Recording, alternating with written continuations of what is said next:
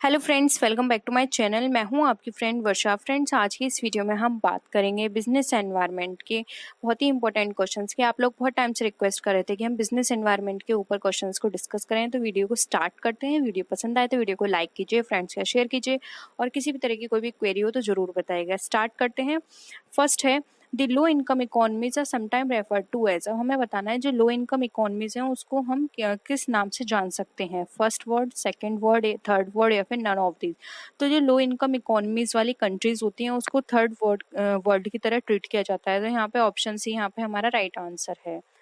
Next question पे आते हैं।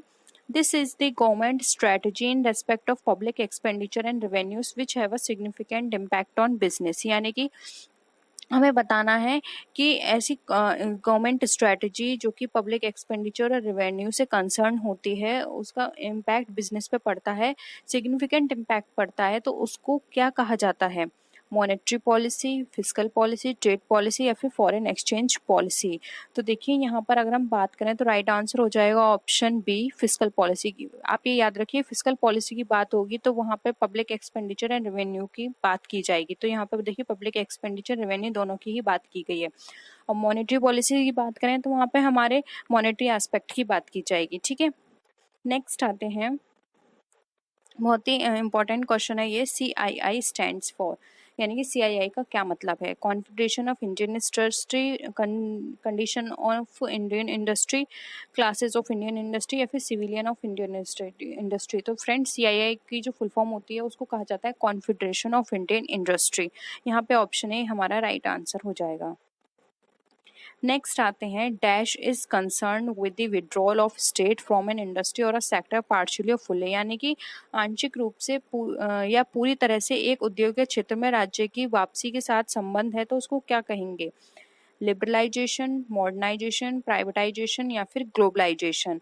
तो फ्रेंड्स, इसको कहा जाता है, अगर हम बात करें तो प्राइवेटाइजेशन, क्योंकि यहाँ पे क्या हो रहा है, एक इंडस्ट्री या सेक्टर को सारी चीजें प्रोवाइड करा दी गई हैं, फिर वो चाहे फुल पार्शली हो या फुल्ली। तो ये प्राइवेटाइजेशन राइट आंसर होगा, क्योंकि ये यहाँ पे ये है कि विड्रॉल कर लिया है स्टेट का इंडस्ट्री ने। अब इंडस्ट्री उस पर सारे वर्क करेगी, जो भी डिसीजंस लेने हैं वो एक इंडस्ट्री या सेक्टर लेगा, यानी कि उस चीज को प्राइवेटाइज कर दिया गया है। ऑप्शन सी यहाँ पे राइट आंसर है। नेक्स्ट आते हैं। In which year government of India appointed the Rangarajan committee on disinvestment in PSE, यानी कि पब्लिक सेक्टर एंटरप्राइजेस। तो देखिए 1990, 1991, 1993 या 1996। तो इसका राइट आंसर होगा यहाँ पे ऑप्शन नंबर 3, जो कि है 1993। 1993 में रंगराजन कमेटी बनाई गई थी, और इसका काम था जो भी पब्लिक सेक्टर एंटरप्राइजेस हैं उनके डिसइन्वेस्टमेंट पे वर्क करना। ठीक है, नेक्स्ट आते हैं। The Government of India constituted a Public Sector Disinvestment Commission on. या हमें बताना है जो पब्लिक सेक्टर डिसइन्वेस्टमेंट कमीशन है वो कॉन्स्टिट्यूट किया गया था गवर्नमेंट के द्वारा, तो कब किया गया था। 15 मार्च 1991, 23 अगस्त 1993, 23 सितंबर 1993, या फिर 6 मई 1994। तो राइट आंसर है यहाँ पे ऑप्शन नंबर 2, जो कि है 23 अगस्त 1993 को। भी यहाँ पे हमारा राइट आंसर है। नेक्स्ट है, which act was replaced with the introduction of competition act 2002। अब यहाँ पे हमें बताना है जो कॉम्पिटिशन एक्ट 2002 है वो किसको रिप्लेस करके आया था। फेरा, MRTP, पोटा, या नन ऑफ दीज। फ्रेंड्स, इनकी फुल फॉर्म आपको कमेंट सेक्शन में बतानी है, क्योंकि इनकी फुल फॉर्म मैं एक सेपरेट वीडियो में आपको साथ डिस्कस कर चुकी हूँ, तो आपको पता होगा। इसकी फुल फॉर्म सारी आपको कॉमेंट सेक्शन में बतानी है। तो यहाँ पे बात करें कॉम्पिटिशन एक्ट की, तो कॉम्पिटिशन एक्ट आया था MRTP को रिप्लेस करके, क्योंकि MRTP में बहुत सारी ऐसी कमियां थी जिसके थ्रू जो फेयर इंडस्ट्री में जो भी कंपटीशन हो रहा था वो फेयर तरीके से नहीं हो रहा था। तो कंपटीशन को और भी ज़्यादा बढ़ावा देने के लिए और भी ज़्यादा उनको इनकरेज करने के लिए कंपटीशन एक्ट लाया गया, जिससे कि सारी चीज़ें फेयर तरीके से चलती रहें। ठीक है, तो यहाँ पे कंपटीशन एक्ट ने रिप्लेस किया MRTP एक्ट को। नेक्स्ट है, competition act was enacted in the year. अब हमें बताना है कंपटीशन एक्ट कब आया था। जून 2002, दिसंबर 2002, जनवरी 1999, या फिर नन ऑफ दीज। तो देखिए कंपटीशन एक्ट की बात करें तो ये आया था दिसंबर 2002 में। ऑप्शन बी यहाँ पे हमारा राइट आंसर हो जाएगा। नेक्स्ट क्वेश्चन है विच committee recommended the enactment of competition act. अब इसमें बताना है कौन सी कमेटी कॉम्पिटिशन एक्ट है उसको बनाने की सिफारिश करी थी। High level committee on competition policy and law, a committee on law and order, central committee for research and policy, या फिर नन ऑफ दीज। तो यहाँ पे बात करें कॉम्पिटिशन एक्ट की, तो देखिए यहाँ पे नाम से भी हमें पता चल रहा है इसके लिए हाई लेवल कमेटी अपॉइंट की गई थी कॉम्पिटिशन पॉलिसी एंड लॉ की। तो ऑप्शन ए यहाँ पे हमारा राइट आंसर हो जाएगा। इसने हेल्प करी थी, सिफारिश करी थी कि कॉम्पिटिशन एक्ट लाया जाए। नेक्स्ट है विच policy is concern with raising revenue through taxation and deciding on the level and pattern of expenditure. यानी कि हमारी कौन सी पॉलिसी है जो कि हेल्प करे कंसर्न होती है रेवेन्यू को रेज करने में टैक्सेशन के थ्रू, या फिर जो एक्सपेंडिचर है उसके पैटर्न के लेवल को डिसाइड करके कौन सी पॉलिसी ये बताती है हमें। मॉनेटरी, फिजिकल, कैश, या फिर नन ऑफ दीज। तो ये भी मैंने अभी आपको ऊपर बताया था, अगर रेवेन्यू एक्सपेंडिचर इन सब चीज़ों की बात हो रही है, पब्लिक एक्सपेंडिचर की बात हो रही है, रेवेन्यू की बात हो रही है, तो वहाँ पर आएगी हमारी फिजिकल पॉलिसी। ऑप्शन बी यहाँ पे राइट आंसर है। फिजिकल पॉलिसी हमारी हेल्प करती है जो हमारा रेवेन्यू है वो किस तरह से हम रेस करें, फिर वो चाहे टैक्सेशन के थ्रू हो सकता है या फिर एक्सपेंडिचर का जो हमारा पैटर्न है उसको इंक्रीज करके, या फिर क्या पैटर्न होना चाहिए इसके बेसिस पर ये डिसाइड करती है कि हम अपने रेवेन्यू को किस तरह से रेस कर सकते हैं। ऑप्शन बी यहाँ पे हमारा राइट आंसर है। नेक्स्ट है who is responsible for presenting the union budget before the parliament. अब पार्लियामेंट में प्रेजेंट करने के लिए जो पर्सन होता है वो कौन पर्सन जिम्मेदार होता है, prime minister, finance minister, RBI, या फिर नन ऑफ द अबव। तो फ्रेंड्स ये आप सबको इसका आंसर पता होगा। जो फाइनेंस मिनिस्टर होते हैं वो इसके लिए रिस्पॉन्सिबल होते हैं और वही रिप्रेजेंट करते हैं फाइनेंशियल जो वो हमारा जो बजट होता है, यूनियन बजट जिसको बोलते हैं, वो संसद में प्रेजेंट करते हैं। तो वो है हमारा यहाँ पे option B right answer, finance minister. Next question पे आते हैं। Dash is concern with all current expenditure of the government on administration. यानी कि प्रशासन पर सरकार के सभी मौजूदा खर्चों से चिंतित होते हैं। किससे? Revenue expenditure, capital expenditure, total expenditure, या फिर नन। तो हमें बताना है जो भी हमारे करंट एक्सपेंडिचर होते हैं सभी गवर्नमेंट के, वो किससे कंसर्न होते हैं। तो फ्रेंड्स यहाँ पे राइट आंसर होगा ऑप्शन ए, वो हमारे सारे रेवेन्यू एक्सपेंडिचर होते हैं, क्योंकि यहाँ पे करंट की बात की जा रही है और करंट एक्सपेंडिचर सारे हमारे रेवेन्यू से कंसर्न होंगे। ठीक है, और अगर करंट नहीं होते तो हम कैपिटल एक्सपेंडिचर बोल सकते थे, इसलिए ऑप्शन ए यहाँ पे हमारा राइट आंसर हो जाएगा। नेक्स्ट है the planning commission was setup in India in. अब जो प्लानिंग कमीशन है वो इंडिया में सेटअप की गई थी कब? 1950, 1951, 1947, या फिर 1952। तो प्लानिंग कमीशन की बात करें तो फ्रेंड्स ये सेटअप की गई थी 1950 में। ऑप्शन ए यहाँ पे हमारा राइट आंसर है। नेक्स्ट क्वेश्चन है who is the president of national development council. अब नेशनल डेवलपमेंट काउंसिल का प्रेसिडेंट कौन होता है? तो फ्रेंड्स अगर हम बात करें एनडीसी की, नेशनल डेवलपमेंट काउंसिल की, तो इसका जो प्रेसिडेंट होता है वो होता है उस टाइम जो भी person as a prime minister appoint किया गया है। तो यहाँ पर इसका राइट आंसर हो जाएगा ऑप्शन बी, प्राइम मिनिस्टर। अब जो हमारे एनडीसी के प्रेसिडेंट हैं वो है नरेंद्र मोदी जी। ठीक है, नेक्स्ट है the intervening period between third and fourth 5 year plan is regarded. यानी कि तीसरे और जो हमारे चौथे 5 ईयर प्लान जो थे उसके बीच में जो इंटरवेनिंग पीरियड था उसको क्या नाम दिया गया था? Plan period, plan holidays, plan days, या फिर नन ऑफ दीज। तो जो भी इंटरवेनिंग पीरियड था उस टाइम के बीच में वहाँ पर इसको नाम दिया गया था प्लान हॉलीडेज। ऑप्शन ए भी यहाँ पे हमारा राइट आंसर है। ठीक है, which government introduce the concept of rolling plan. यानी रोलिंग प्लान जो है उसका कॉन्सेप्ट किस गवर्नमेंट के टाइम पीरियड में आया था, आपको ये बताना है, या किसने दिया था ये कॉन्सेप्ट? मनमोहन गवर्नमेंट, वाजपेयी, जनता, या फिर राव। तो फ्रेंड्स ये बहुत ही इंपॉर्टेंट है, 5 ईयर प्लान पढ़े हैं तो आपने इनको भी पढ़ा होगा, रोलिंग प्लान को।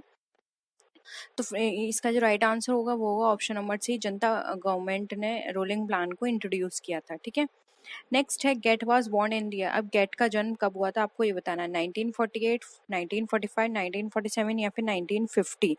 तो देखिए इसका राइट आंसर होगा यहाँ पे ऑप्शन नंबर ए, जो कि 1948।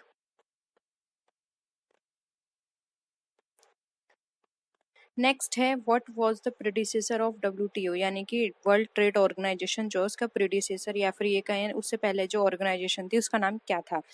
गेट, IMF, ADB या फिर नन ऑफ द अबव। तो फ्रेंड्स राइट आंसर है ए, गेट था उसका नाम, जिसको बोलते हैं general agreement on trade and tariffs.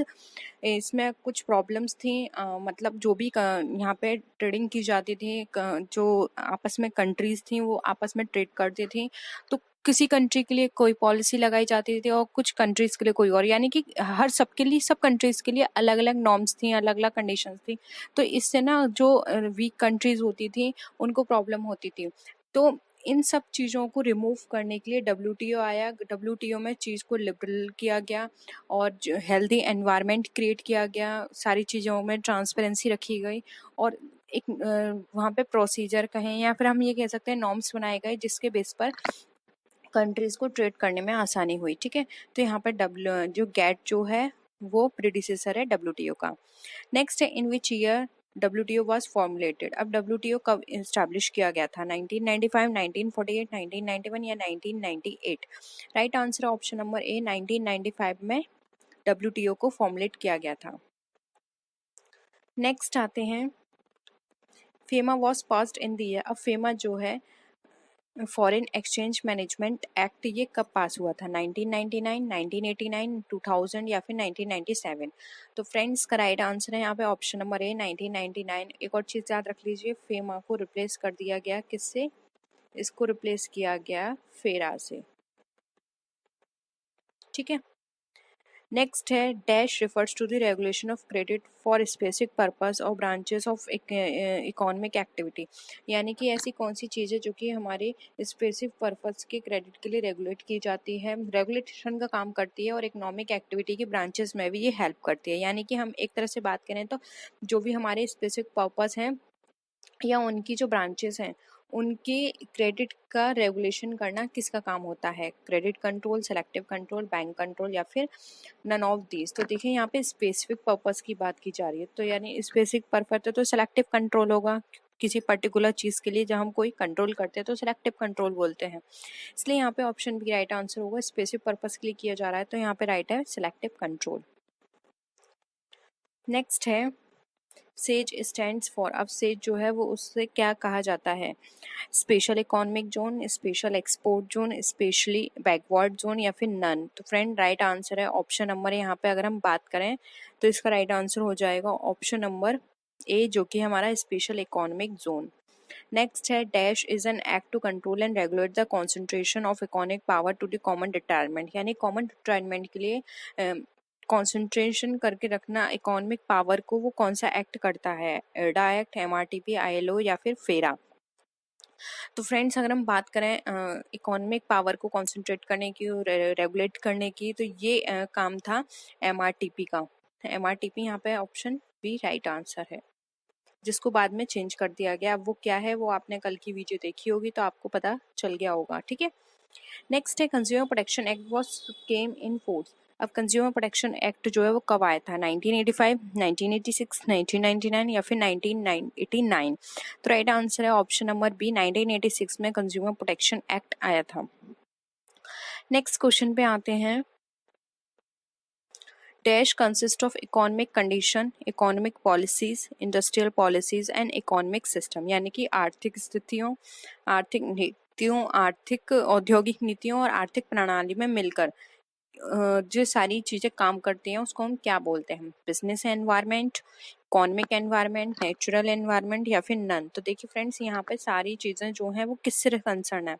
Economy से कंसर्न है, कंडीशन पॉलिसी इकोनॉमिक से कंसर्न है, industrial policy and economic system, यानी सारे हमारी इकोनॉमी से रिलेटेड कंपोनेंट्स हैं।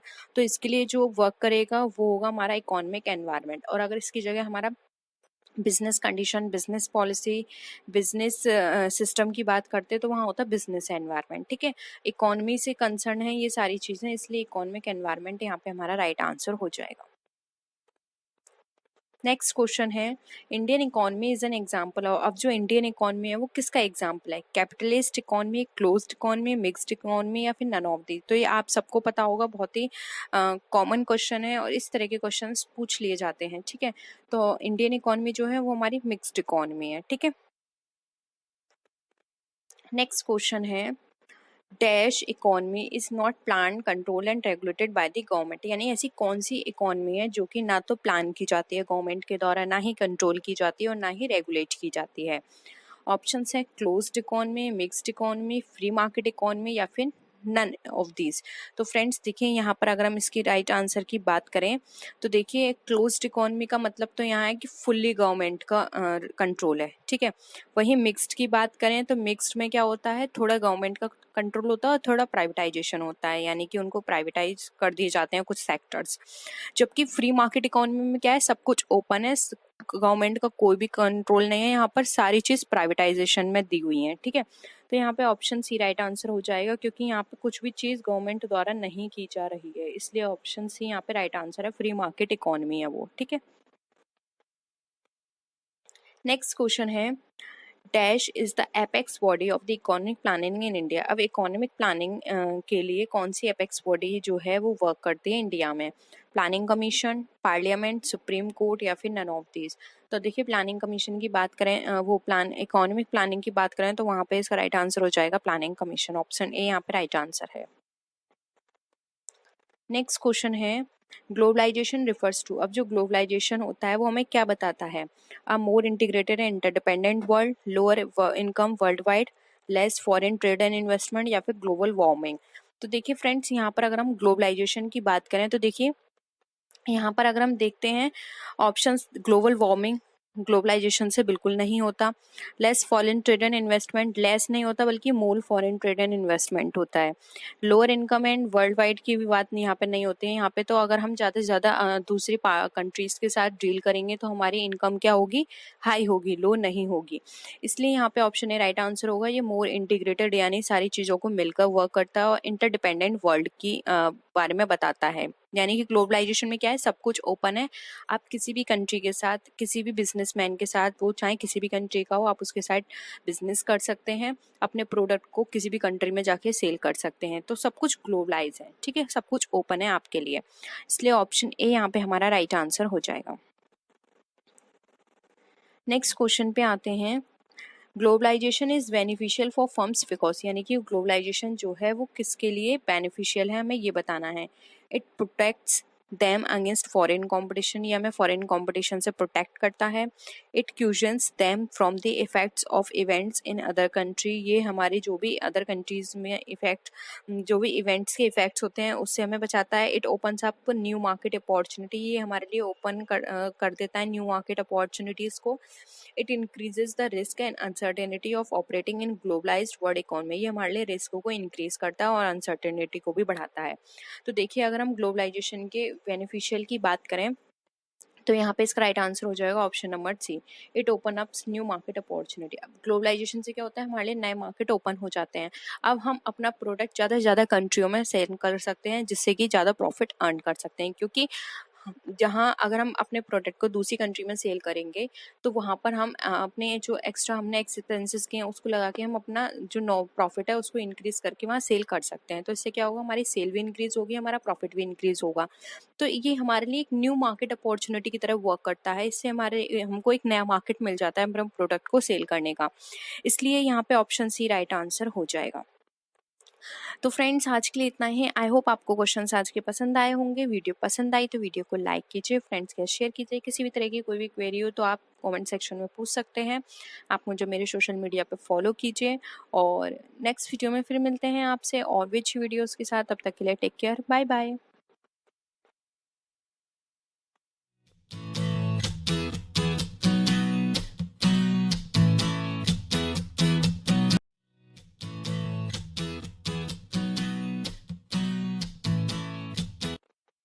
Hello friends, welcome back to my channel. मैं हूं आपकी फ्रेंड वर्षा। फ्रेंड्स आज की इस वीडियो में हम बात करेंगे कॉमर्स के कुछ डिफरेंट क्वेश्चंस की। वीडियो को स्टार्ट करने से पहले प्लीज़ मेरे चैनल को सब्सक्राइब कर लीजिए और अगर आपने चैनल को सब्सक्राइब कर लिया तो इस वीडियो को लाइक कीजिए, अपने फ्रेंड्स के साथ शेयर कीजिए और बेल आइकन पर क्लिक भी जरूर कीजिएगा जिससे कि फ्यूचर की वीडियोज़ का नोटिफिकेशन आपको जल्द से जल्द मिल जाए। स्टार्ट करते हैं वीडियो को। क्वेश्चन स्टार्ट करते हैं। Globalisation can operate problem for business because, अब ग्लोबलाइजेशन कैन क्रिएट प्रॉब्लम, अब ग्लोबलाइजेशन किस तरह से प्रॉब्लम क्रिएट करता है बिजनेस में। It can result in more competition, first option. Second है इट इंक्रीज वल्नरेबिलिटी टू, अब यहाँ पे वल्नरेबिलिटी का मतलब मैं आपको बता देती हूँ, इसका मतलब होता है नाजुक। ठीक है, आप लोग बोलते हैं कि कुछ डिफिकल्ट वर्ड होते हैं वो समझ नहीं आती, तो इसका मतलब होता है नाजुक।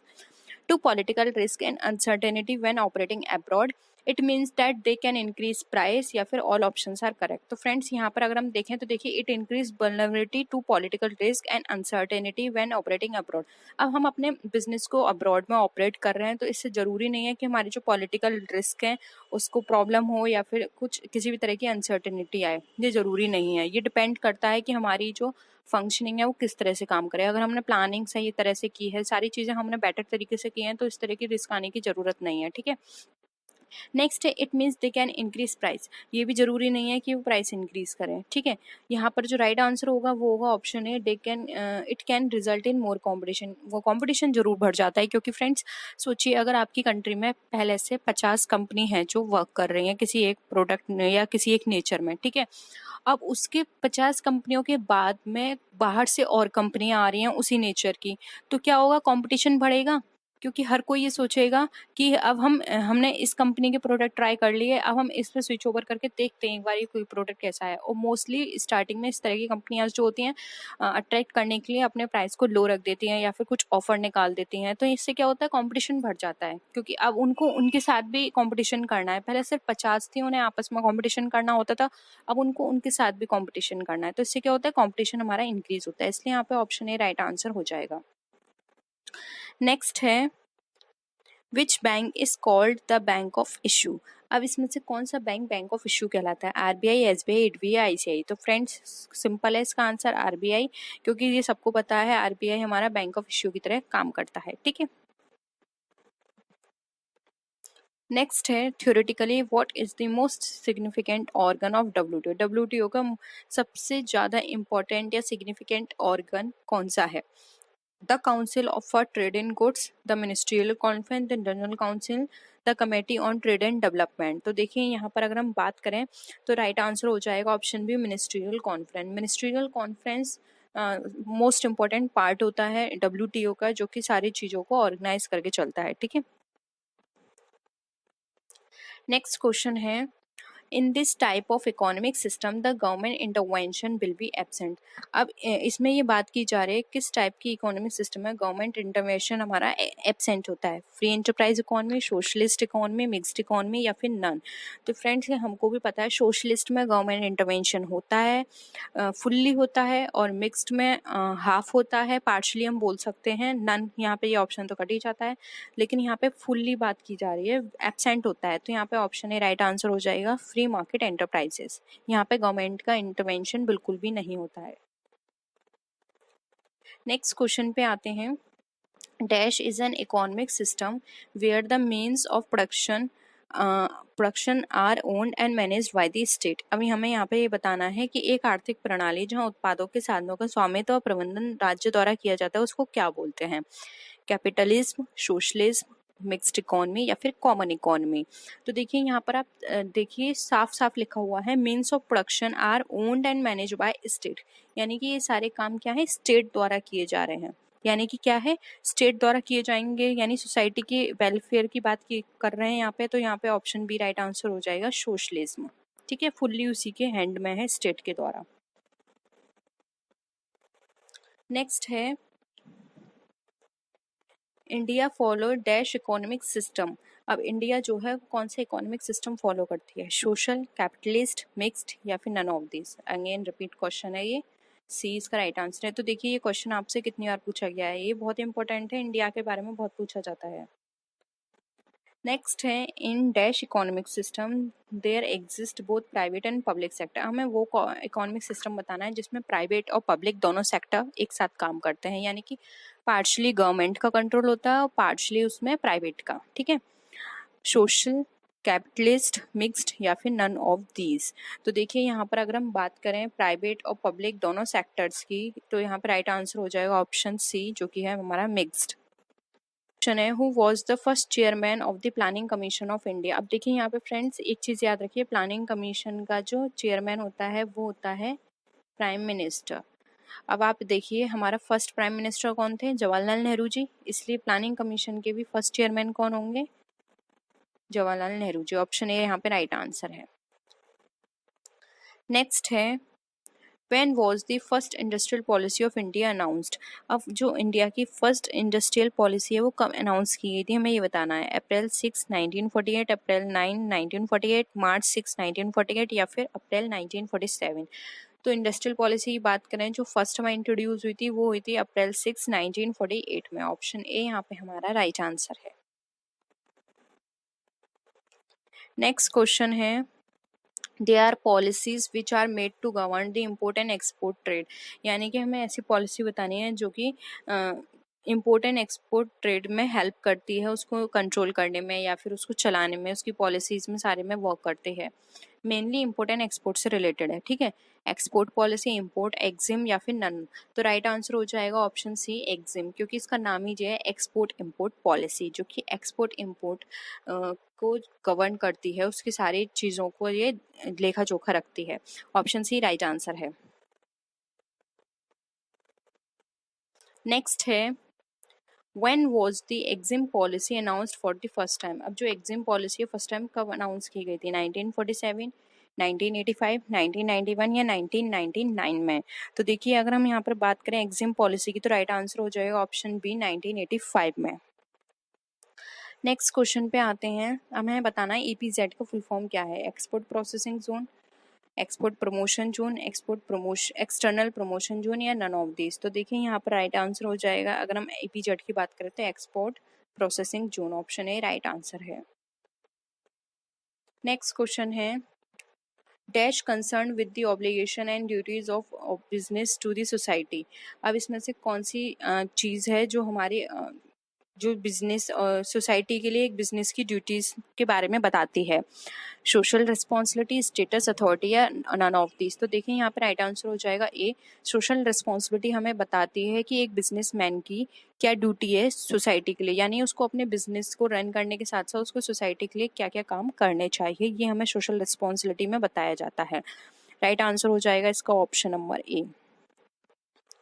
नेक्स्ट है who and conducted the social audit in India for the first time।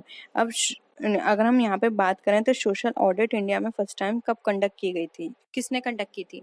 JRD Tata, Birla, Reliance group या फिर स्टेट बैंक। तो इसका देखिए राइट आंसर है हमारा ऑप्शन नंबर ए JRD टाटा। JRD टाटा ने सबसे पहले सोशल ऑडिट करवाई थी इंडिया में, ठीक है। नेक्स्ट क्वेश्चन पे आते हैं Who is concerned with the presentation of union budget, यानी यूनियन बजट के जो प्रेजेंटेशन होती है उससे कौन कंसर्न होता है या किसकी रिस्पॉन्सिबिलिटी होती है?